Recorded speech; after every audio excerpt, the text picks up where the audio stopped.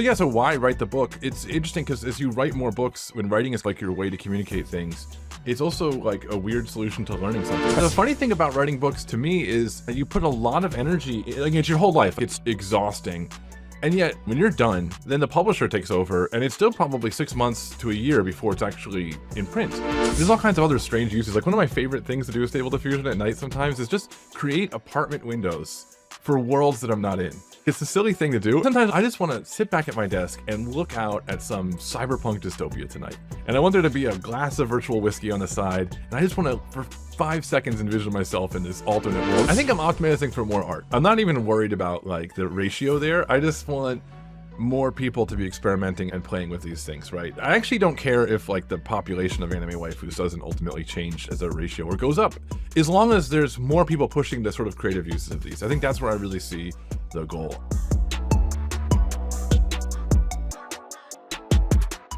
Hello again. This is me, Miko, and today I've got the pleasure to talk to Will Kurt. Will is the founding engineer at .text.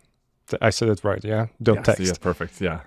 And he is finishing up his new book, a damn fine Stable Diffusion book. Will, it's great to have you today. How are you doing? It's great to be here, Miko. Thank you. I'm doing well. Yeah, we're just chatting about the bright lights and the professional video crews and stuff like that. Can you give us a sneak peek of what's that about? Yeah, so the team at .text was just recently working with Andrew Ng's team at Deep Learning AI. We have a course coming out. I can't give any details about exactly what it's going to cover, but if you know what we do at .text, it won't be too surprising. And it should be hopefully out soon, but again, I can't give an actual date. Those are my 2 commitments to Deep Learning AI. But it was great to work with them, and we're very excited to have that coming out soon. Wow, how mysterious. Yeah, great for promotional things. I think that was, so they tend to do a lot of work with startups, and our CEO saw another startup we've been following do a cool project with them, and he reached out and was like, oh, hey, can we work with you? And they said, yeah, great. So it was real fun. They have a real professional instructor team, and it's a great experience to get to make that kind of content. Nothing like this little scrappy setup with a little microphone in the basement. All right, where should we start? Maybe let's talk about your book. The first thing a person notices about your book is the title, which is catchy, a short, and a reference. How did you come up with the title? How did they let you go with that? Titles are always hard to get. I've actually always been unsuccessful in getting the title I want on a book. But it actually was the head of Manning that proposed it. So I think it was like a draft idea. And because there's a reference to Twin Peaks, for people who don't know, it's reference to a damn fine cup of coffee. And every chapter in the book has a quote that sort of introduces the chapter. Is basically like a prompt for the reader. So I wanted to reflect this sort of like use of prompts as we go. So one of the opening themes is generating a cup of coffee using the quote from Twin Peaks, a damn fine cup of coffee. And someone threw that idea out there. I forget who it was. And then Marjan, the publisher at Manning, the head of the company, was like, I like it. Let's go with it. So I think it's really cool. There's a slight chance it might change. They always like toy with marketing things, but I really love it. And I'm really happy it is what it is. And it's great to have a fun title with a book. Yeah. No, I love it. It stands out, and it's not just another generic, let's mash up all the keywords in the thing. There were some proposals that were that direction. So now I can use this podcast and say, we've already committed to the name. now it's more likely to be the final one. There you go. You're welcome. So you already got an ROI on this time investment. Perfect. Okay, so tell me why write a book, and why write a book in a topic that keeps changing, and you might as well start updating it the moment you finish it. It's a long and painful process, isn't it? This is my 3rd book, so I know what I'm in for, and it gets actually a little less painful with each iteration. It's fun because I'll write a draft and my editor will like actually say, oh, that's good. Okay, here's like a few tiny, if you've written a book, usually that's not how it goes. Usually you write a chapter, you put your blood, sweat, and tears into it, and then the editor says, this is garbage. And you're like, but I worked so hard. It was very hard writing a book. But after doing it a while, you get a little better at that, so there's less friction on that end. But yeah, so why write the book? It's interesting because as you write more books, when writing is like your way to communicate things, it's also like a weird solution to learning something. So I wrote this book for 2 reasons. The one was I just wanted to learn Stable Diffusion really well. And the other is I really am excited about open source generative AI in particular, whether it's LLMs or it's image models. And I was very excited about the sort of growing community of users around Stable Diffusion because they weren't really super technical people. And so that's one of the things with the book is, unlike most of Manning's book, it's actually not super, it's technical, but it doesn't require a strong background. You don't have to be a software engineer. I basically wrote it for anyone that's comfortable like tweaking Minecraft mods or has used the command line a little bit as like my target audience. You know how to use your computer, but you're not necessarily a programmer. Yeah. And the reason why is because... Is that on the back of the book? I should put it on there. I should make sure it gets there. Minecraft modder. Exactly. Minecraft fodder or above is requirements. But that's also one of the things I noticed that was really exciting about... I've been doing machine learning stuff for over a decade now, and usually it's like a very technical thing, and there's a very small group of people that can actually play with these things. And typically the people that are good at like machine learning tend not to, like, I don't want to be too like stereotypical, but tend not to think of really creative applications. They tend to be more engineering focused. And what's cool about the Stable Diffusion community, which I really want to help grow through this book, is just like regular people that want to make cool images, doing whatever it takes to get images out there. Like checkpoint merging is a great example of this, where people will just like, rather than train a new model, just take 2 checkpoints and merge them together and see what comes out of it. Like really hacky, really just like messing with the model, but at the same time it works and it gets cool results. So it's something I want to encourage, and I wanted to write a comprehensive picture. That's one thing that's missing. You can find a billion Stable Diffusion tutorials out there, but none of them provide an overarching view of what are all these knobs, how should I start, where did this come from, where is this going? And that's something I really wanted to capture, is like a narrative. That's one of the fun parts. That's like why a book in general. It's, I think these days it's worth, especially with like videos, the content, it's worth asking why write a book at all. And I think that's one of the major ones, is if you have a bigger picture to tell people, you want to convey a holistic view of things. It's hard to get that in just tiny snapshots of blog posts or like a video tutorial. Yeah, for sure. Before I forget, like, kudos. The reason to write a book, because I wanted to learn a thing properly, is probably the only acceptable answer that I actually believe. I agree. I tell you, can always tell a real author, because once you've gone through it, like, there's things you think will happen. You have these illusions like, oh, when I'm done with this, everyone's going to be like, oh, you're so technical. No one cares.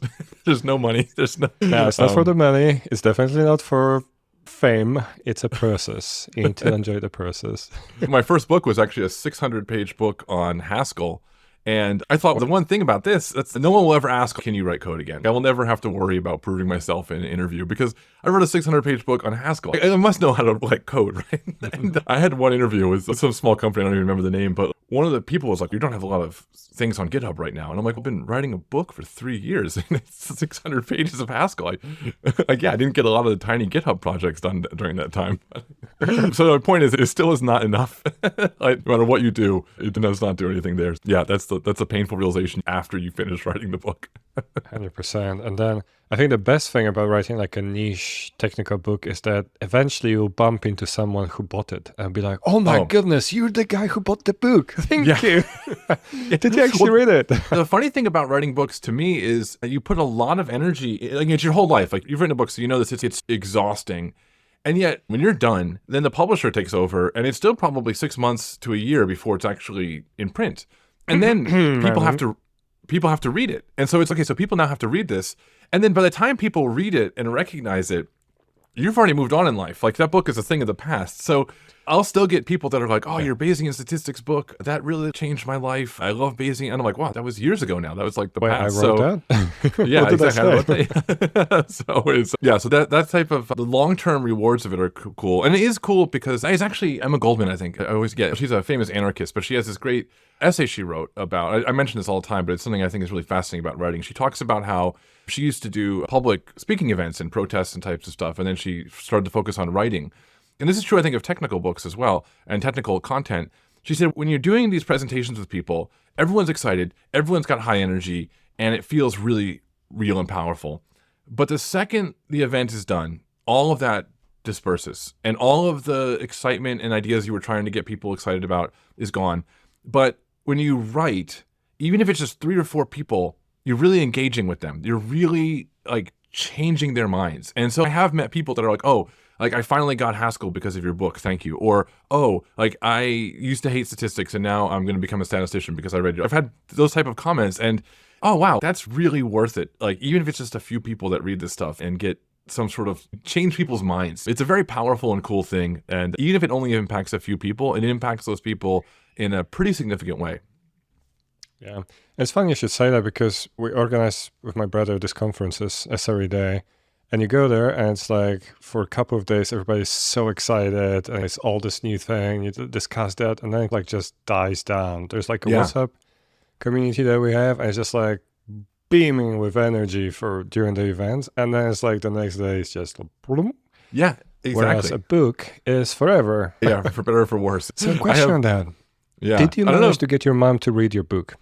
Oh God, that's a controversial take. I've actually always wanted someone to ask this because I've always wanted to make a point that, no, my mom has not read my book and my dad has finally come around to reading one of my books, I think, but for many years he stubbornly refused to. Although I think like that, it kind of goes with writing. There's something about writing where it's a weird personality because you simultaneously want attention, or else you wouldn't write a book, right? If you don't have some part of you that wants people to hear what you have to say, why would you? You can pretend like it's all for stoic reasons, but there's always a sort of self-interested part. There's the exhibitionist.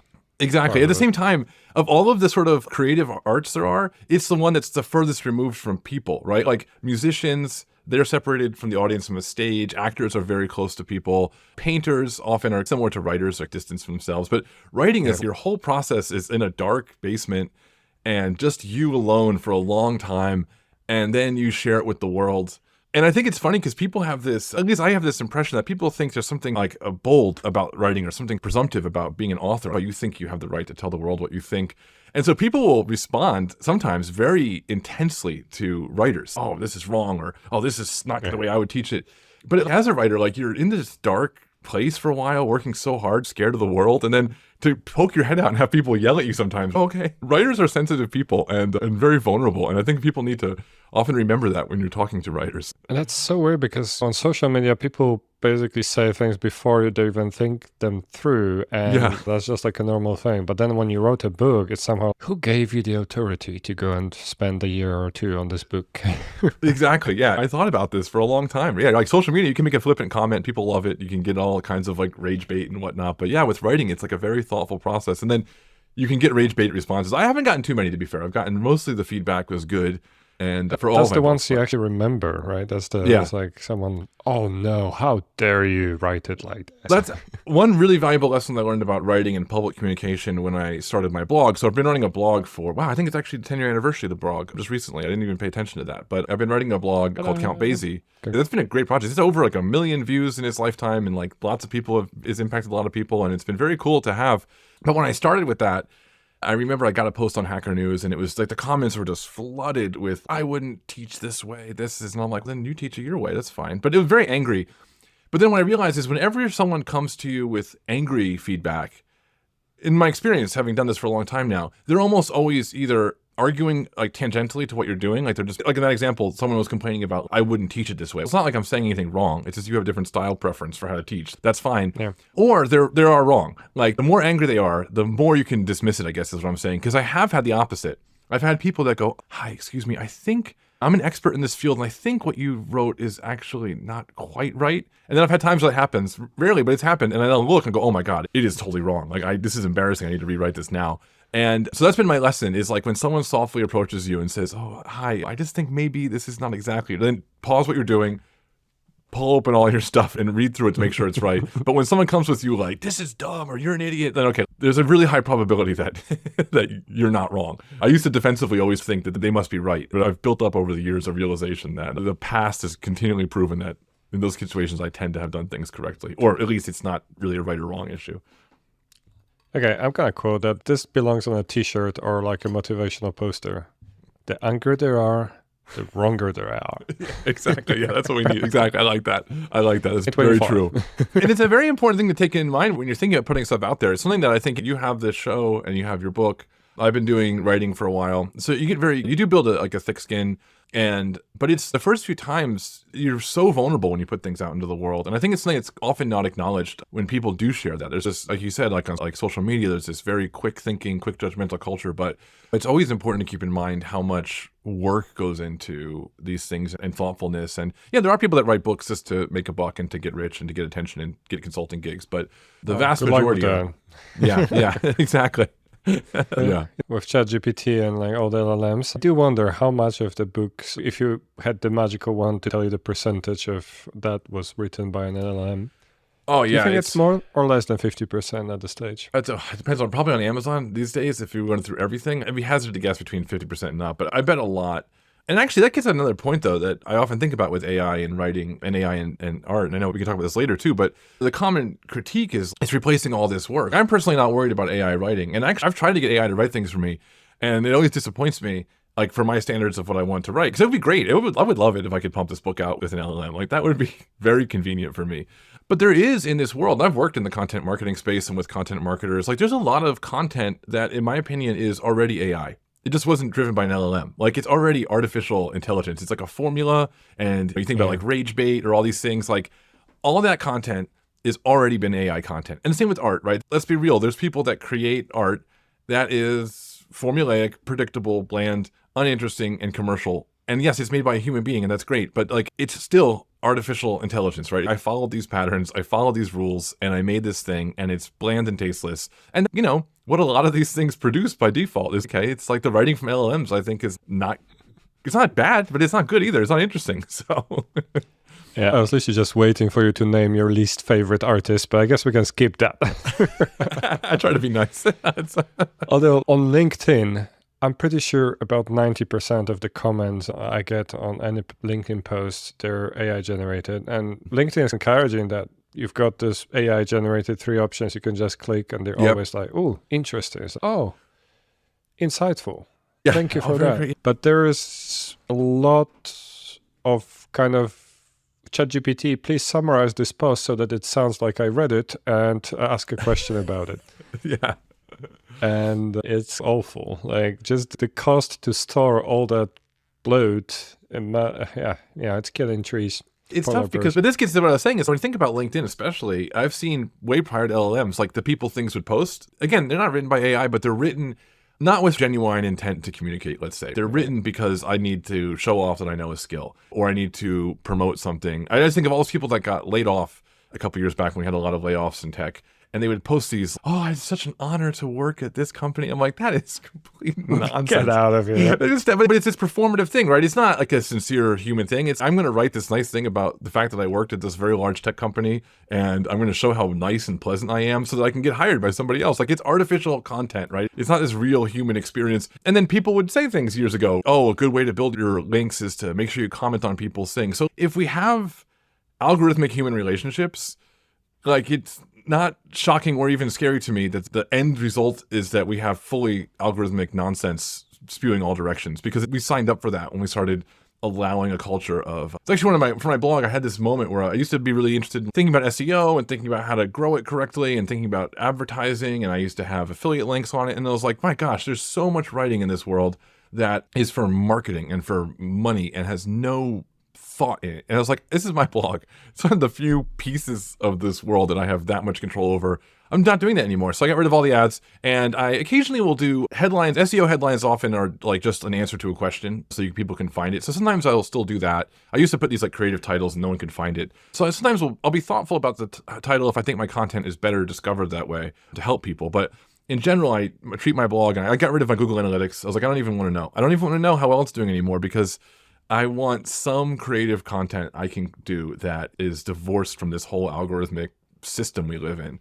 To which, to me, LLMs are, in a weird way, it's like you're getting what you asked for, right? Like these leak code challenges. People complain that everyone cheats on leak code now. I'm like, yeah, but leak code itself is this reduction of like engineering skills to, can you memorize a bunch of patterns, right? Like it's nothing real. Yeah. There's also, some people now consider LinkedIn a separate language. There's English British, English American, and then English LinkedIn. That's very pompastic. It's interesting because so what I do for .text, what we do at .text is something called structured generation, where we guarantee that LLMs put output in a certain structure. You can define it as a regular expression or whatever, but basically you have consistent output from an LLM in a format, often JSON, but there's a ton of other options.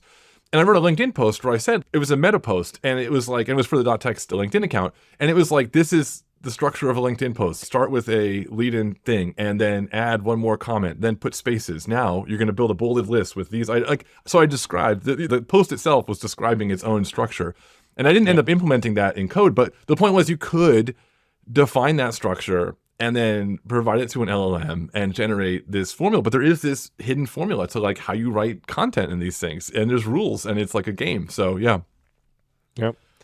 I blame the marketing psychology mixed with big scale algorithm now, and we got what we asked for. Yeah, and that's actually what's cool about Stable Diffusion, to get back to that topic. That's one thing that also attracted me to this space, is it reminds me of the early web. It's like a common thing people say about anything they like. It reminds me of the early web. But when you go to civit.ai or is it civitai.com, I forget, but whatever, the Civit AI, which is the big sort of place to get models, it's not safe for work. Like, it's out there, it's wild, it's got things that are like completely non-commercializable, right? They're probably infringing on trademark. You can get a Taylor Swift Laura if you want. I'm sure that's not going to pass any real commercial test. And you can do all these things, and people are doing them. And it reminds me, that's another reason why I got into this and why I want to encourage people to do this type of work, because it's like exciting to see people do things that feel on the fringe of stuff, pushing limits and challenging things, even if they're things like in the book, it's actually a huge not safe for work component of the Stable Diffusion community. And so it's interesting to write this book because it's Manning. It's like a relatively family-friendly publisher. You can't like dive in and be like, hey, by the way, you might be interested in these features, but certainly that's out there. So as it actually has no homage to that in the first chapter. One of the points I make about open source in the very first chapter is that the reason why this is so important is because you have control over the model and your data and what the model does. And so I do give an example. There's a not safe for work filter in the original Stable Diffusion that will return Rick Astley from the Rick Roll thing as a result, if it thinks the image is going to be adult content. And I show how you can remove that in the code. And the point is that and actually fascinatingly enough, I generated some coffee cup images the model thought were not safe for work. And you can generate them yourself, give the code for it. I don't show it in the book, but if you want to see what was there, I show you how to remove the not safe for work filter, and then you can experiment with it. And the point is, if you don't want not safe for work content ever, then great. Like, you don't have to change that, but you certainly want to decide what this AI is doing for you. You certainly want agency over how is this being used, and the freedom to do with it as you please is my sort of belief, and why I think these things are so important. So let's talk a little bit more about the community, because I think to a lot of people, it's a little off-putting. I think at best, there's this stereotype of a sweaty guy who is a Minecraft modder by day and then a Stable Diffusion enthusiast at night, and generate some not safe for work or maybe some weird stuff with that. And that a lot of progress comes from this, but that's not really what it's about anymore. You've got big companies getting their toes into this. Yeah. You've got a large community. Is it really just the fringe stuff? I hope not. And I think when I look at things like the first person, and I'm going to write a chapter on this soon on using control nets. One of the coolest things was, I'll have to see if I can find an image of this, but people would use control nets where you'd have a black and white background of something. It would be like, one was a checkerboard. And then you generate this beautiful sort of natural scene over it. And the checkerboard pattern would be embedded in that scene. It made some really interesting effects. And so that's what I hope to see more of. I feel like that always comes with the fringe. I feel like the fringe is part of that. And if you try to separate them, that's why I don't like, when I look at OpenAI's products, they're so sterile. And you can always tell it comes from OpenAI, and it feels so that's when I think about like art, like what is art in general? I always think like art should always have some component that challenges you. It doesn't have to be offensive or radical. One example I always give is there's an artist my wife really enjoys, and he makes these very realistic things, but they're almost so realistic, they're more real than real, and they're beautiful. But that quality, that's what makes it art to me. There's a friction between the thing and you. But also that can be something like, this is a little bit weird, a painting that makes you feel uncomfortable. A lot of these sort of famous pieces of art, they have that component to me. That to me is part of what separates art from just media used for advertising or propaganda or all these things. It's that component of friction between you and the thing. And that's where, whenever I see something weird that people go, oh, that's gross, or I don't think people should be doing that, that's a good sign that there's like actually art possible there, right? Because you're doing something that's making people feel uncomfortable, which means that media must have that capacity to do things. And so, yes, you can make weird things with My Little Pony, but that also means you can do other things, and you should challenge it. People should try to see what they can do. And I've seen really cool things. It is the smaller part of it, but it's a fun thing. And there's all kinds of other strange uses. Like, one of my favorite things to do with Stable Diffusion at night sometimes is just create apartment windows for worlds that I'm not in. It's a silly thing to do. And I actually don't think I mentioned it in the book, but I probably should add a chapter. But sometimes I just want to sit back at my desk and look out at some cyberpunk dystopia tonight. And I want there to be a glass of virtual whiskey on the side. And I just want to, for 5 seconds, envision myself in this alternate world. And it's like such a fun thing to do. And you can perpetually generate this. You can explore these sort of, oh no, I want it to be in a tall skyscraper. I want it to feel very isolated. I want it to be messy, but not that messy. And it's a sort of a really fun application of this stuff that is enjoyable. I'm not sure that's art, really. I don't know. But it's a different experience, and it's interesting. And yeah, there's so much possibility. That's what, basically, if you open the doors and you let everyone in and you encourage more people to learn these tools, you're going to always increase that probability of really novel and creative uses of these tools. Yeah, and I think part of me is just waiting for me waking up one day and then there being a headline about this kind of like ultimate game that is so customizable and can create all these words for you in a way that's actually useful. Oh, yeah. And that people can immerse themselves in, because at the end of the day, that's what we want. It's like an extension of human imagination, right? Yeah. That has so much more stuff than you remember off the top of your head. So definitely an avenue there. So fewer anime waifus and more art, basically. Maybe, actually, I think I'm optimizing for more art. I'm not even worried about like the ratio there. I just want more people to be experimenting and playing with these things, right? I actually don't care if like the population of anime waifus doesn't ultimately change as a ratio or goes up, as long as there's more people pushing the sort of creative uses of these. I think that's where I really see the goal. That's always been like kind of my value system, I think, is I like the sort of fringy world, and because it goes back to the writing thing, right? A few people reading a book and connecting with them is worth writing the book. And getting a few people to make something visually engaging that is actually compelling and interesting is another thing that I think is worth. You just need a few. I just need a few more people out there that are starting to think, oh, I could do a really cool art project with this, or oh, I could make a video game that's infinitely immersive, or I could make a short movie. And that's what you are seeing that with the animation stuff now more and more, is people are saying like, oh, I can make my own anime and it can have a narrative and it can be a thing. I can make my own. One of the examples in the book is a graphic novel page. like, yeah, and on the one hand, it's, oh, that's taking jobs from graphic novelists, which is maybe, but I don't know, make me something cool, make me something compelling, and use AI to do it. And if it's interesting and compelling, then that's, to me, a success, and that's worth it. And again, there's tons of bad graphic novels turned out to make a buck. So there's tons of artificial intelligence stuff using human hands. Yep. And if we can get a little bit more genuine creativity using artificial intelligence, then great. Yeah. And if the population of anime waifus goes up, so be it. We'll survive that world. There's worse things in this world. It actually reminds me, have you heard of No Man's Sky, the game? Yes, yeah. I actually haven't had a chance to play it yet, but I've heard it's got a great VR extension. But yeah, and it's like interesting because I think that is along the lines of this idea where you've got that like this virtually infinite procedurally generated worlds, right? Yeah. And that needed a little bit of work. It's interesting how at the launch the game wasn't particularly loved, and then because basically it wasn't finished, and then years later it's like one of the fan favorites. And if you manage to pull off something like that, but with the creativity that can come from these models, I think that would be like an upgrade, like that No Man's Sky 2.0. And that could be a hit. Business idea, startup idea for anybody listening here. Go and do it. Okay, so you immerse yourself in the early internet stage of Stable Diffusion. You've generated some anime waifus, you liked it, and then you decide, okay, fine, I'm going to turn it into a book.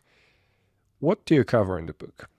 So the book covers a couple of different sort of branches of thinking. So it introduces Stable Diffusion, and it builds up from actually the original. This chapter might change because people have a hard time getting it installed, but it starts with the actual original release, which was basically a Python library, and you had to run it on the command line, had no interface. It introduces that, you generate some cups of coffee, covers the basics idea of how prompts work, what prompting is. Because it's something we take for granted. If you do AI stuff, you go, everyone knows what a prompt is, but not everyone does. So it starts with that. We talk about automatic 1111 or A1111, which is a sort of web UI, an interface for making this easier. And we also go over, or not we, I guess, we as the community on the journey. And then in the third chapter, we've gotten to the point where we also introduce Hugging Face's diffusers library. We don't spend much time with that, but I want to introduce the sort of like levels of sophistication. So you can have the bare bones, this is just the original one, and show the limitations of that, going up to here's a nice user interface, and then here is, if you really want to get in the weeds with this stuff, you can. I don't spend much more time. I only have one chapter where I focus on directly working with Hugging Face diffusers, but my assumption is if you're a really good programmer, you don't need more than that. You can go from there. And also, it's not really the best way to write a lot of this stuff. Later on, we introduce Comfy UI, which is a much more complicated workflow. But we talk about all the different things like checkpoints, so the prompting, all the sort of thousands of knobs. If you open up any of these like web UIs, you realize there's so many things to configure. So we go into a lot of detail about what those actually all do, when they matter, when they don't, what's important, what's not. Once we get to people's, that's when things really start getting much more visually appealing, because the work in there, and again, this is where the community effort is amazing. If you use vanilla Stable Diffusion, you can get some cool results, but once you start using people's checkpoints, you can just make these like beautiful things that look like paintings. And it's very cool. And then we keep progressing to more advanced workflows. We introduce Comfy UI, like I mentioned, which is a much more complicated workflow. I introduced that later because I want people to know how all this is working, so that when we introduce more complicated things, it's not just like diving into the deep end. And cover sort of LoRa's, control nets, sort of advanced configurations. And I also talk about Flux, which is a newer, more powerful model from the same team that originally did Stable Diffusion. Oh, I'm spacing on their name right now, but they released that last summer, and it was a huge improvement. And it's very powerful, very hard to run on local hardware, so we don't spend too much time, but we talk about how that works. How do you evaluate new models? Because that's to your point, like things are always changing. It's been interesting for me and actually I've been pretty good at this, but getting a read for what's going to take off and what is not. There was a Stable Diffusion version 2, and no one used it, and I could feel that was not going to be a big version. 3 got a little use, but Stable Diffusion XL was very popular, and Flux also is taking off quite a lot, and it was last year. So I've gotten a vibe for like when these things are going to be part of the sort of continued usage. But then in the end of the book, we talk about how you can actually make these things yourself. Like how can you do checkpoint merging? How can you train a LoRa? And how can you actually do fine tuning yourself? So walking everything through, here's how to get started with generating. Here's how to get nice images. And here's how to actually write custom tools yourself if that's what you're looking for. Yeah, to the point you made about things making it to the news, it's like we're in this weird spot where the stuff you can do with stuff like Midjourney, it's so good that what makes it in the news is when it goes wrong now, right? Yeah. Remember when they released Gemini and started generating all those weird images that weren't following prompts and stuff like that, and there was like a massive story about that. But then they fixed it, and now nobody's talking about it because there's 15 different options, right? Yeah. It's funny too, because when you look at the commercial ones that come out, I just released a new version of, it's not DALL-E, I think it's just called OpenAI Vision or whatever, but it's an image generation model. And the results are cool, but like you've been able to do this stuff with open source for years. If you use the right combination of open source tools, you can make a lot of, that's actually one of the big points in the book, is that out of the box, at the time I started it, DALL-E 2 was the big one from OpenAI. Out of the box, Stable Diffusion is not nearly as good as Midjourney or OpenAI, but once you start configuring and customizing it, you can get things that you're building on your desktop that are very comparable, if not sometimes superior. One thing there was an interesting one where there was, I forget what it was, there was something like you couldn't generate pasta without meatballs. I forget what it was. Someone was posting this about DALL-E. In Stable Diffusion, you have negative prompts, so you can absolutely say, make this, don't make those. But there's this huge discussion about, oh, you can't, it's not possible. It's not possible in OpenAI, but it is possible with these models you actually control. Yeah, there's a few funny ones like this. Cow on the beach, you familiar with that one? I don't know if I do know that one. Well, when the models really struggled because there was so much bias in the training data for a cow to always be on grass. Oh, yeah. That makes sense. You ask it to be, weird things happen when you ask it to be on the beach. So. Although I also think those weird things are actually, like the weird eyes you used to get in Stable Diffusion, it's gotten a lot better now. But I actually like those things because if you've noticed, like JPEG artifacts have become a style, right? Like things from the 90s that were seen as defects of a media. Like people make messed up GIFs, right? And there's this aesthetic of these limited tools that after 10, 20 years, you have a nostalgia for. So like pixel art, right? Pixel art came about a limitation of the media and is now a style. And I think, I don't know about the weird eyes, but there's a certain joy, I think, to the weirdness of these things that these models produce. And I think we shouldn't rush to get rid of that. I personally like those weird artifacts. I like that you can sometimes tell, oh, it's an AI image because they have 7 fingers and they're all mushed together. Yes, it's not ugly, but that's going with the medium, right? Like the medium is this sort of like weird mashing of everything that's been recorded in this thing. I actually like that. I don't want to lose it entirely. I hope that people always play with earlier versions of Stable Diffusion and see what weird stuff. My son was playing with it once. I taught him how to just send an image back to image generation. And he just sat there and he kept doing it again and again until he got this totally bizarre abstract thing. And I was like, that is awesome. It's so cool that you can like, and he was just playing around with it. So that's like those artifacts, those weird properties of these models, I actually think is some of the coolest parts of them, and where the possibility for real art is in this space once people start playing with them. The flip side to it is that when you Google AI fails in ads, there's always like a bunch of listicles that show screenshots of people with 7 fingers and all that kind of stuff. And it also tells you something about how we process images, because a lot of them look fine, But then the longer you look at them, that's when you start noticing these things. Oh, it is funny, the things that jump out immediately and the things that don't always jump out immediately. Yeah, you're right. It tells us a lot about how we perceive things. I remember one of those images where it was an image of a waitress, I think, and she happened to have feet instead of hands. And I remember noticing that only on like third take. I was like, what is wrong with me? How did I not notice that? But yeah, it's an interesting one. Do you also go into like where all of this comes from, like all the way to like GANs and stuff like that? So we don't go into GANs too much. We do go over the architecture and how Stable Diffusion works. I try to avoid math in this book at all. I think there's a few very brief mentions of the math behind it all, but we do have chapter 4 actually goes into detail about how this whole process actually is happening and how these images are generating, which is very cool in case your viewers aren't familiar with it. Like basically, if you've ever wondered how they work, they're trained by taking an image and a description of the image, which would later on be the prompt, adding noise to it in a latent space. We talk about latent spaces, but that's not really super important for the mental image of it. They add noise to it and then train a model based on the description to remove the noise from the image. And you use the known image to get the result. But the way you generate is you tell the model, you generate some just noise, and you take the prompt, and then you say to the model, remove the noise from this noise. It's noise. You're tricking the model basically to say, hey, can you remove the noise from this? And then based on the prompt, and it will try to do that. And that's actually how it ultimately generates it. It's really a cool technique. And we do describe that in the book. That's covered because it helps you understand, especially when you get to like Comfy UI and these more advanced workflows, you really do need to have a sense of how this model is working under the hood. So for anybody who's not familiar, GANs, would you mind explaining a little bit how that came to be? Yeah, so GANs are a really fascinating thing. Ian Goodfellow, I think, is the one who pioneered those. And they are basically, the idea is you take two generative adversarial networks. So you have a generator and a discriminator. And the generator tries to generate images, and the discriminator tries to predict which ones are fake and which ones are real. So you have a data set that has real images, and you're also trying to generate them based on the data set. And if the discriminator model can figure out what's real and what's not, that penalizes the generator. So the generator learns to generate better images by being challenged by this. So it's actually two models fighting. And you've probably seen, a lot of people have probably seen a few years ago, there was a site called This Person Does Not Exist. And they made these really compelling images of people that aren't real, and they were all created by GANs. GANs can be used with and without labels. They can be used unsupervised to kind of learn a distribution of data. But if you want to use them like Stable Diffusion, you would need to learn them with labels. But they're very different than Stable Diffusion because you're limited in only generating what those labels are. So if you have a horse, a dog, a car, you could generate cars, horses, and dogs. But if you wanted to get like an astronaut on the moon, that wouldn't be possible. The models don't support like things that aren't in their set of labels. Diffusion models open up that possibility to do these sort of very sophisticated, very specific prompting.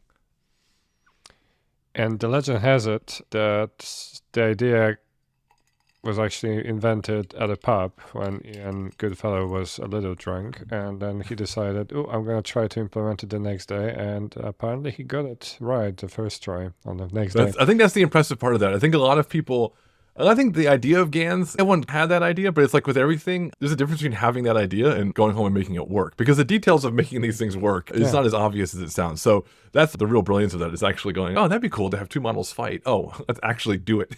So, yeah, and I think that was to settle an argument or a bet or something, but yeah, always take somebody who doesn't know that it's impossible or who didn't get the memo and just goes exactly. and does it. Yeah, I've tried to reach to Ian to confirm that. So if you're listening to this, please come on the podcast. All right, fair enough. So we get to Stable Diffusion today. So what's the landscape like today? There is the original Stable Diffusion model. There is DALL-E. There is Flux. What's the open source scene like? Yeah, today? So there's been a whole bunch of models coming out over time. So the major ones, so the first kind of public Stable Diffusion was Stable Diffusion 1.4, which was what everyone first saw, like you could run this locally.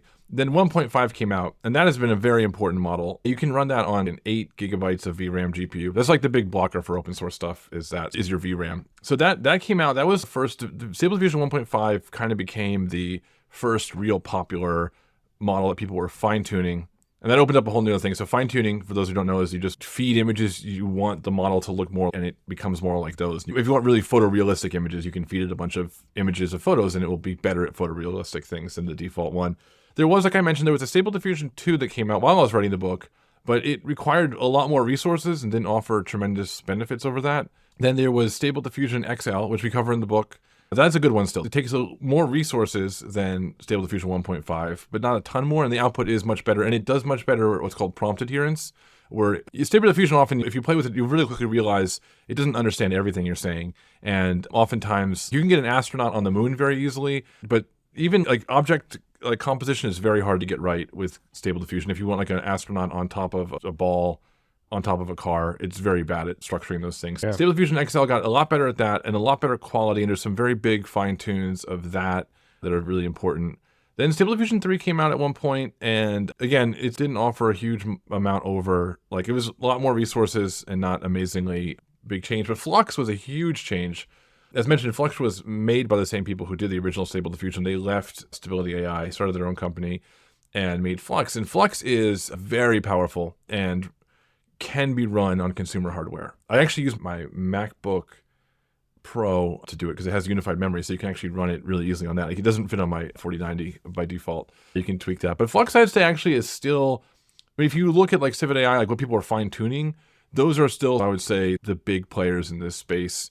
And I actually don't ever see Stable Diffusion 1.5 disappearing because it's so light. It was one of the questions that came up in writing the book from the editor, was like, why are we, if Flux is out and Flux is so great, why are we teaching Stable Diffusion 1.5? Is that like necessary?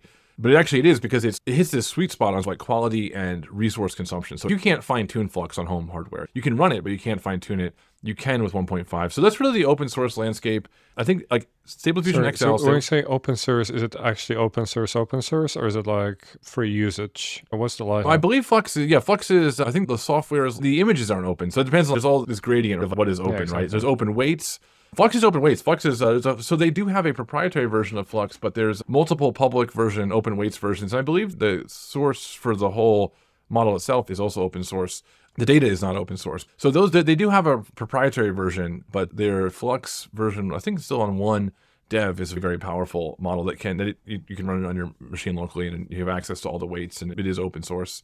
And then I haven't actually kept too much up with the proprietary world because it got boring. There was DALL-E 2 for a while. Midjourney did a lot. I always wanted people to do it on your home machine. I'm like, why would you do it someplace else? And of course, I think most LLMs these days can generate pictures for you if you need them, if you're doing like in chat modes. That can be done, but I just think there's so much more cool stuff locally. I haven't paid too much attention to what's commercial because I know it's going to be sterile and boring. And even if it looks really good, it's not going to allow me to do weird things. Yeah. And I think... You mentioned OpenAI. That reminded me of a conversation I had with multiple people in like recent weeks and months about how it might be the end of OpenAI, or at least the beginning of the end, because the genie is out of the box now. Is that the expression? Genie's out of something. Genie out of the bottle, out of the bottle, out of the bottle. Genie's out of the bottle. Yeah. Yeah, it felt... Get the discount genie that comes in the box. the Timu genie comes like in the box. DeepSeek and realization that you can run it on much less and it can be much cheaper. Like the trend, and I think to a certain degree it makes sense to me, the trend being that maybe 3 or 5 years from now, like all the hardware is going to come out with like dedicated chips that can support locally a good enough model for anything. And you mentioned your MacBook Pro, which is nuts, that you can get like a machine with... It is. Did you see that Mac... Was it Mac Studio now that can have the new... I have the last version of the Mac Studio for work with 192 gigs, but the new version goes up to... It's got better processors, and it goes up to, I think, 512 gigabytes of RAM, which is... You can run DeepSeek on that. Like, that's... You can run DeepSeek on that, and it's still... I think it's like $15,000, right, or something like that, which is like... For a server, all of a sudden, that seems cheap. Yeah, exactly. It's expensive, but it allows you to really compete with these big players. Yeah, it's a big question. I think, the model spaces, I'm really glad for right now that I'm not always worried about. My team at .text, we work with modifying models and making them do structured output, which is great because all these model things don't make me stressed out. It's awesome. Like the new model comes out, I go, great, we can use our stuff to make that even better. We can allow you to control the reasoning process of DeepSeek, which is awesome. So I'm glad I'm not like on those teams right now because I feel like it's a lot of pressure to perform.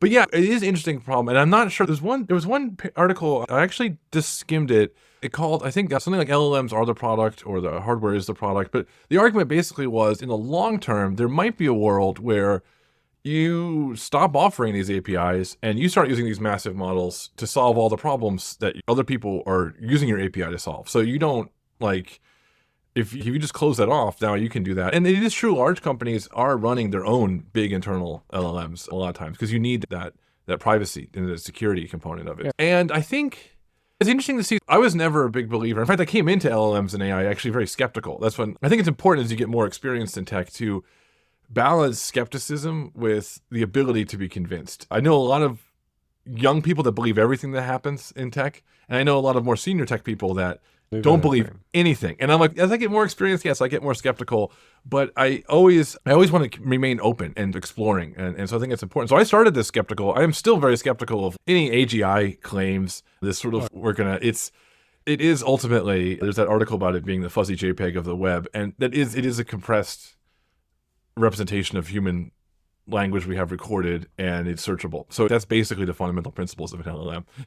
And that's what it does good at. So there is a limit to how good these things can get, and it'll be interesting to see. It's one of those things where I've seen enough things that surprise me in tech that I don't want to commit to an opinion that it's not going to work out in the long run, because almost everything I thought was ridiculous it's still here.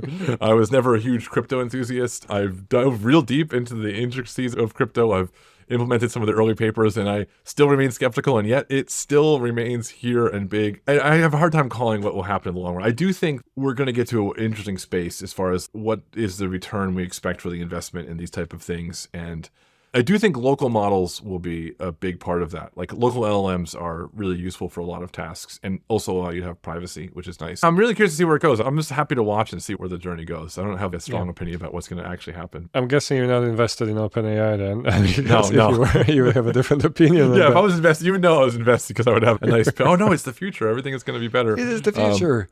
Yeah, if you follow the Altman on Twitter saga, there is a lot of interesting stuff there. There's also stuff like Sora, right? That kind of, they showed that sneak peek. We didn't mention it, right? It was like, ooh, amazing video, all of that. And then it got quiet. What happened to that? Yeah. What's actually surprised me is because to make it clear, I work on LLMs during the day and I work on generative AI, like visual models at night. And one thing that surprised me is how different these worlds have gotten. And one of the big ones is there's not as much commercial interest, to my publisher's remorse. There's not as much commercial interest in the vision generation stuff, which you'd think is not really the case because there's a lot of applications for that in just basic content creation. But that doesn't seem to be where the money is flowing. And in the LLM space, it's like the opposite. It's like there's this huge, like lots of capital being spent. My favorite example of this actually has nothing to do with money directly, but it's the product of that. In the LLM space, people will write a paper, in my opinion, often quite bad papers, on anything. Like they have an idea in the bathroom and they write a paper and put it on archive. And sometimes these things aren't even true. I can get into that in quite a lot of detail, but there's a lot of really bad LLM papers out there because people just want to get the flag planted and get credit for their idea. And academics and non-academics alike are all rushing to get as many papers out as they can. And in the Stable Diffusion world, and it's actually kind of annoying writing a book on this, people don't document anything. It's not even documented, let alone writing a paper. People just want to make these things work. So it's a number of times in the book. That's what's funny. It's not a non-technical book, but it's not for technical audiences. But to write this, I've often had to pull down the source code and really dig in to the logic of what's happening to understand. I wrote the chapter on Flux, and I was like, what does this parameter do? I looked on Reddit, and Reddit people were just like, their answers sounded nice, and I actually dug into the source code. I'm like, that's not what's happening at all. Yeah, but it's really weird to be like, wow, every possible idea has a paper in LLM space. If something could think of it, like chain of thought, like the idea of having it have a reasoning step is called chain of thought. There's a paper. That's a good paper. That's actually a good paper, but there's tons of things like this. Even that famous paper that LLMs will collapse if they keep getting fed their own content. That's not true. There's plenty of people that have actually empirically proven that's not the case because yes, if you use garbage content, that will happen, but there are ways to take content generated by LLMs to better fine-tune LLMs, especially if there's a human selection in the process. That was a big finding people believed. Anyway, it's an interesting divide between I think the topic was the sort of commercial worlds and this sort of what happened to Sora, but it's like the image generation has just not gotten a lot of investment, and especially compared to the text and LLM type generation. Yeah. I think there was, at least until recently, a very direct correlation between the amount of funding you could get and the number of times you mentioned AI on your website. Oh, yeah. So there's also that, and that's real. But I think that Sora was just a demo that they needed to show something.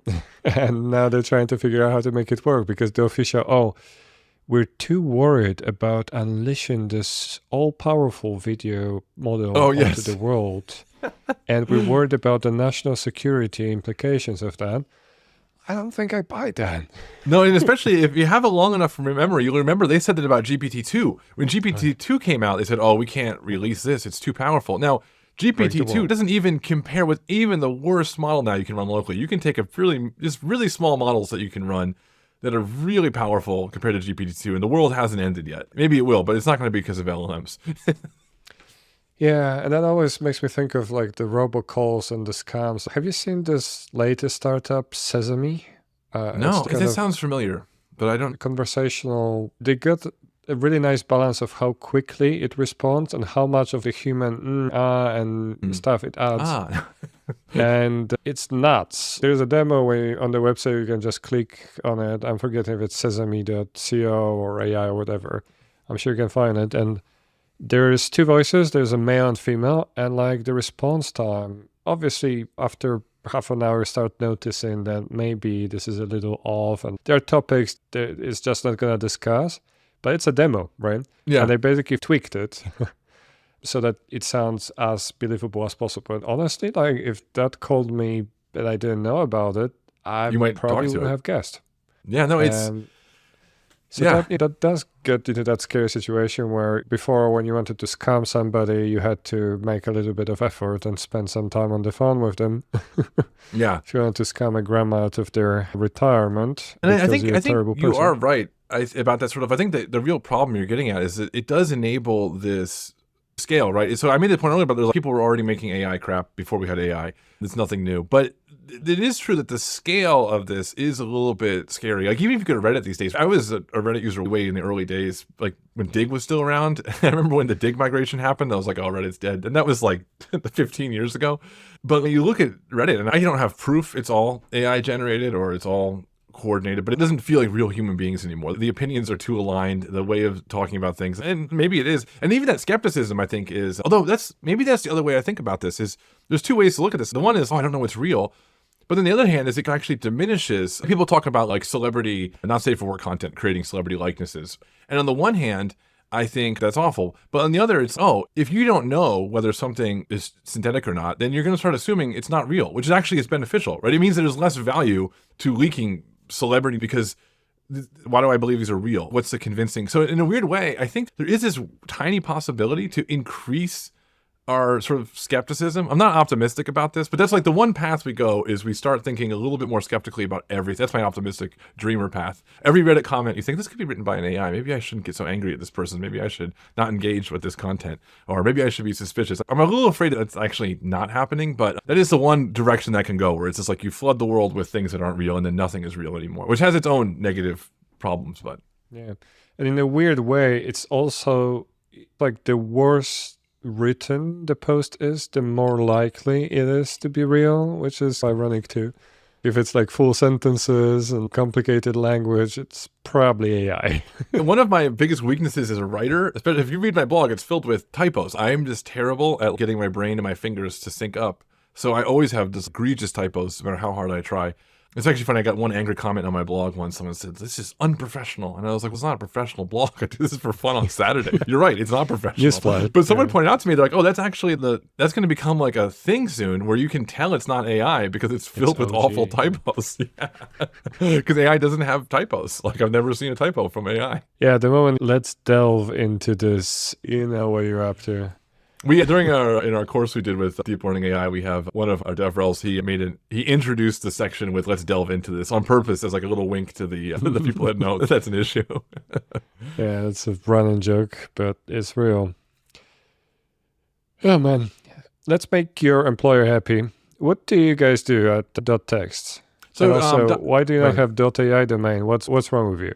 All right, let's see. I can't give any spoilers. Hopefully one day we'll get one. Let's just say that. So what we do is called structure generation. That's our original core product was an open source library called Outlines.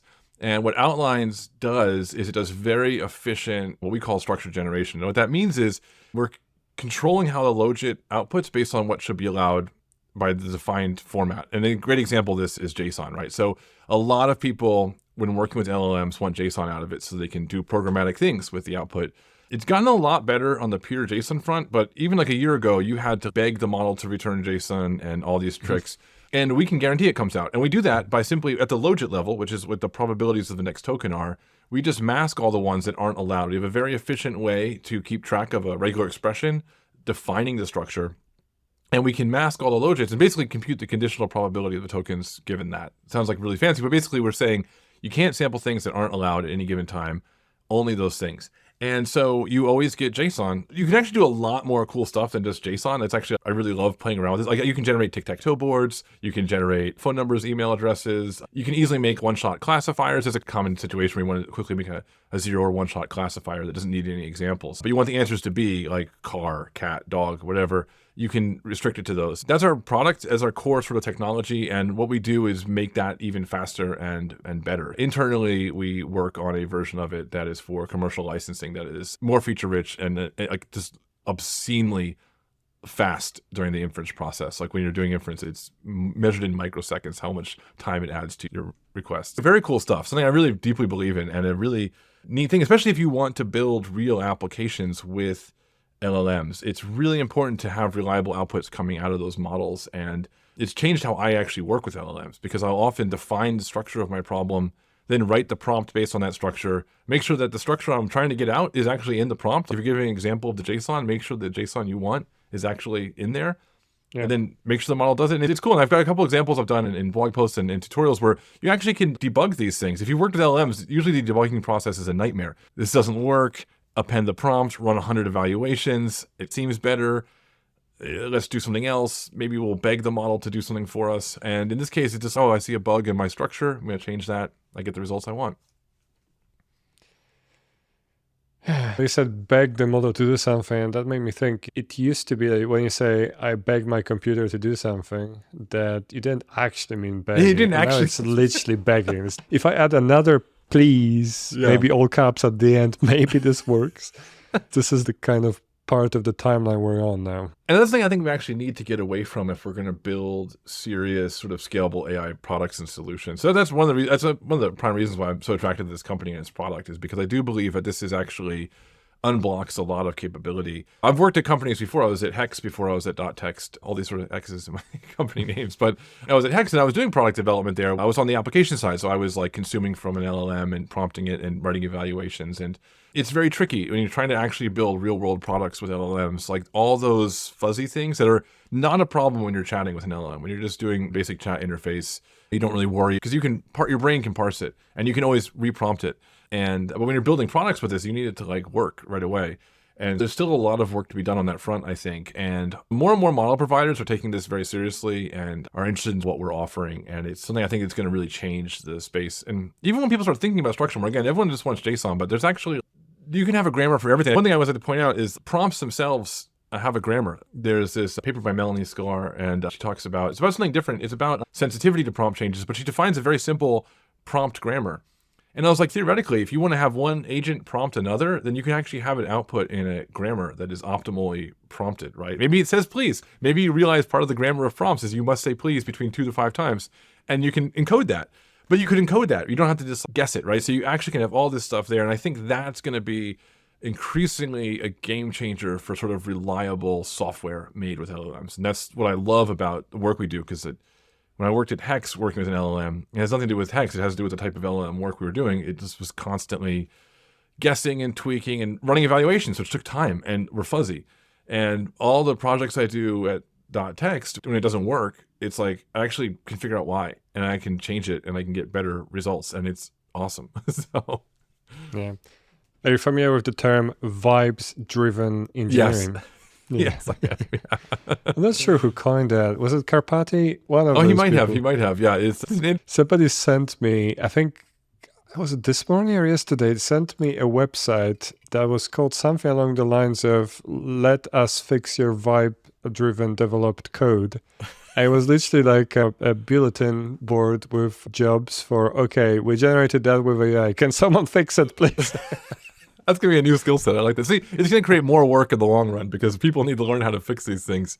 For everybody who was worried about job security, it creates new jobs now. So there you go. That's the answer to it.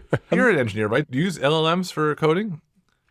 Yeah, I use it as basically a tab completion that does more than tab completion. And it's I gotten used to that, to the point that for all the code that I don't feel like I would necessarily be very proud if I read that very much later, it tends to be very useful now. Yeah. Like, instead of Googling something or going and opening the API of whatever class that I use here and there, it tends to guess things like that very well. And I haven't really gotten to actually use like the vibes-driven, oh, please generate a class like this for me. I only did the first step of autocomplete for me. Oh, interesting. Yeah, so I've played with it quite a bit, and it's funny because I've done some vibes projects. I actually had this, I didn't publish it, but I wrote this. I've always wanted to make a tool that samples Brownian motion and samples real stock data, and then does the candlestick plot, and then asks the viewer to tell which is real and which is not. Yeah, because I have this, like, one of my personal pet peeves is a dislike of technical analysis. I don't anger any viewers, but I always want to show, like, you can't actually differentiate tiny stocks from Brownian motion. And I've always wanted to build this. I never got time to. I got pretty far. So I guess I did. That's the challenge, right? I didn't ship it. So maybe, like, it was running on the web somewhere. I forget where I had this. But yeah, that's right. It was all in the browser. So it was on my GitHub, and you could actually run it all client side. And I vibe coded the whole thing. I was like, I need a React class. I need a simple page. I've written React before. I've done a fair bit of TypeScript in the past, but I'm not very fresh with it. So I can't, like, a good TypeScript developer can just like, and you're done. I'm not there. And so I was like, especially with React components, I was like, I need React components that show this and this, and it did it. And it wasn't quite what I wanted. So I went back and said, can you change this? Can you move this around? I got what I wanted out of it, and I was pretty happy with that, which is cool. But the flip side is I just released last week, I made this little token explorer. So it's an interactive tool, and it uses textualize a Python library, and you can actually step through the token sampling process. It's very cool. And you can, I have a PR in right now, not PR, almost a PR in, for using structure generation, so you can actually like follow structure. But basically you can walk through and see the probabilities of the next token. You can choose one, you can back up, you can look at the probabilities of the whole thing, you can look at the entropy of the whole thing. It's really neat, but it's novel. And I tried to vibe code it, and it was awful. It just, like, the assumptions it made, like, this is one example that was like just silly. There's a part where you need to get one of the probabilities of all the tokens that are in a thing, and you can actually do it in one pass with an LLM. And I just was like, I don't want to code this because I don't want to deal with the internals of Transformers library. So I asked the model to do it, and it generated one token at a time and computed the probability, which increases the time it takes to run by an order of magnitude. And I was like, Claude, what are you doing? And it did rewrite it, but it was abysmal in the way it went wrong. And it actually multiple times was, even at the tab completion level, was just like, doing things that I was like, no, you don't understand what I'm building. But that's what it comes down to. I find, like, for things that are like, oh, this exists, this has been done a billion times, yes, you can vibe code it. This is a really interesting idea that involves getting into the details of how an LLM works. It requires specialized knowledge. No, not really the strength of. Yeah, and in a way, it shouldn't really be a surprise, right? This was literally trained to predict the next character. Yeah, exactly. So and a lot of bad code and some good code too. Yeah. Do you remember when Devin was going to replace all of us software engineers? Oh, yeah, that's right. Yeah. It was. Yeah, I wonder what's up with him. I hope he's okay. Yeah, I hope Devin's doing all right. I always used to joke a software engineer is someone that tried their entire career to automate themselves out of a job and fails miserably. Yeah. It's like, that's because I think all software engineers, people always are like, oh, you guys are going to get replaced by LLMs. I'm like, weirdly enough, I think the part of me that's an engineer is good. That means we won. That means, like, we successfully completed the true. No one handwrites compilers anymore. You don't want to have to think. People don't even write compilers anymore. Like, people used to, I've written a compiler, I've written a C compiler. Like, people used to write compilers as like a learning experience. And now it's like, that's all just a mystery. And so it's, yeah, but it's good at the same time. It's good that, like, you don't have to think about those things. You can just write code. And if we can get AI to do all of that, would be wonderful. And in a weird way, I think there's another angle is that, like, and this is something that's not talked about that much, but the scale of software systems is getting weird, right? Even in, like, regular mid-sized startups, the code base is hard to get your head around, but in, like, a Google or an Amazon, it's like they're actually reaching this sort of complexity balance of, like, how do you write software at that scale? And there is part of me that thinks, like, maybe there is capabilities that we can do with AI that are going to unlock some of that, right? One of my other, like, weird hobby projects is I'm interested in formal theorem proving. And that's an interesting thing because in a formal theorem, you specify the axioms in code. It's actually called Haskell, if anyone's a functional programming fan. There's a language called Lean that's very similar to that. But what's neat is mathematicians will use these. Very few. It's actually not as big of a thing in math as you'd think, because it's hard. It takes a lot of skills to do it. But there's proofs that these things generate that are terabytes of data. And that's the only proof. There's this assumption we have in our heads that a mathematical proof is a straightforward thing that makes sense. In high school, when you learn proofs, you go, oh, that's why this has to be true. But that's not necessarily a fact. And so part of me thinks we're entering an age where, like, maybe we need these tools to manage complexity beyond our ability to put it in our heads, right? So maybe the future of mathematics isn't really nice proofs. Maybe it's like teams of people writing up code to establish that these things are provable and then using them to build other things. And maybe the future of math is, like, I can't explain to you why this is the case, but I can tell you that it verified and it is the case. And the same thing with code. Maybe there's a world, and again, I haven't heard a lot of talk about this, but that to me, this gets exciting. Like, maybe this world of LLM coding can, if it's organized right and we have the right tooling around it, can open up a type of software engineering that is, you don't have to know how the whole system works anymore. You just ask the system for features and it manages that. That to me would be very exciting. Like, it really push and change how software works. But it would be weird to anyone that's an older software engineer, because you'd say, I used to look at assembly. Like, I used to know how all this worked. And now I'm just talking to a black box. Yeah. There are limits to what we can do for scaling things and how we can understand things. And potentially these things unlock that. So it's an interesting possibility. Yeah, and as you were describing that, I felt like this weird shiver on the back of my neck. So obviously, I won't go and read every line of code that makes up my system, but I have that option. Yes, yeah. And if I'm very desperate, I can find that line of code there that does the thing and that I need to understand. With this, you can't. And I know that there is some work that you can find the patterns in the weights and you can see, like, little mechanisms that kind of emerge. But it's still largely a black box at this stage. Yeah. And that is scary. I was going to say, how scary? It's very scary, kids. It is very scary. But I think it's one of the assumptions we have about the world. And I often think it's because we lived in a very specific time of the world, is that it's intelligible, right? Like, we've had this belief since, like, Newton on, and then it got weird with, like, current quantum mechanics and stuff. We've had this sense that there's an intelligible view of the world, and we'll figure it out.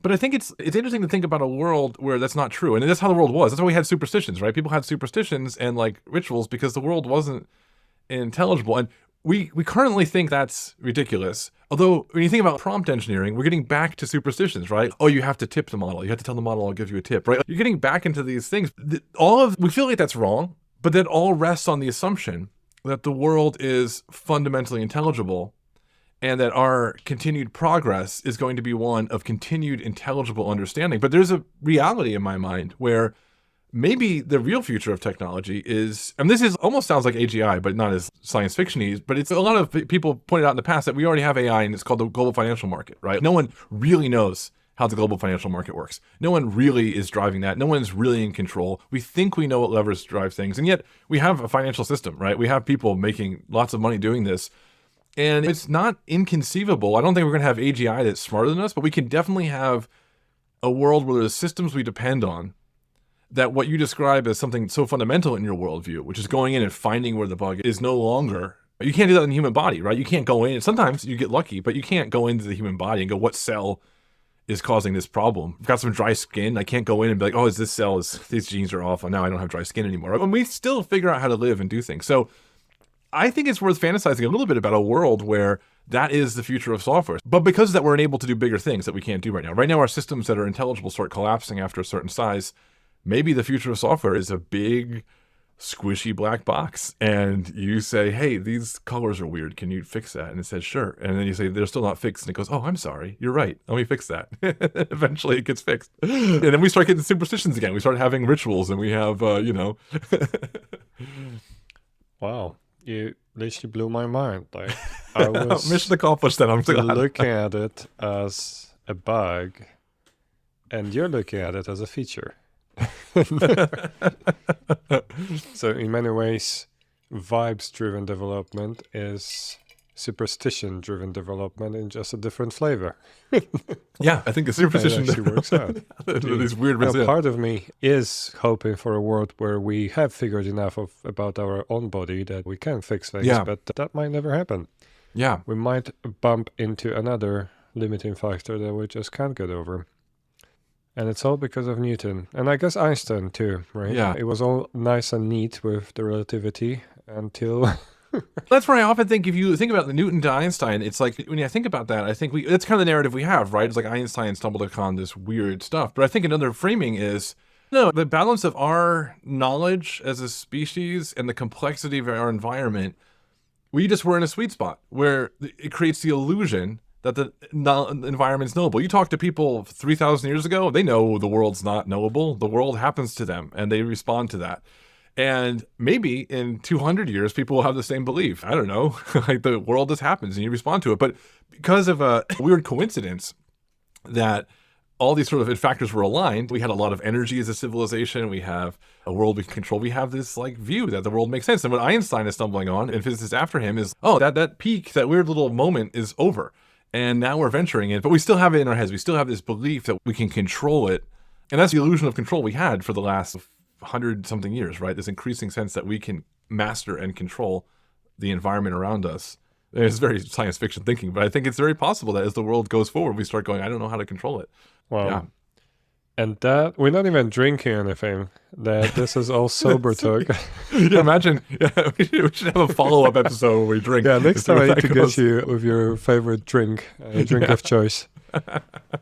Will, I can't think of a better note to end this episode, and I'm already thinking I need to get you again because talking to you is just such a pleasure. Thank you so much. But before I let you go, how do people find that blog of yours? And what's the best way to know more about you? Yeah, so my personal blog, which I haven't updated in about a year or so because I've been writing the books, is Count Basie. We'll have to put a link in the show. It's a pun on the jazz musician and Bayes' theorem. It's a stats blog. Okay. Yeah, it's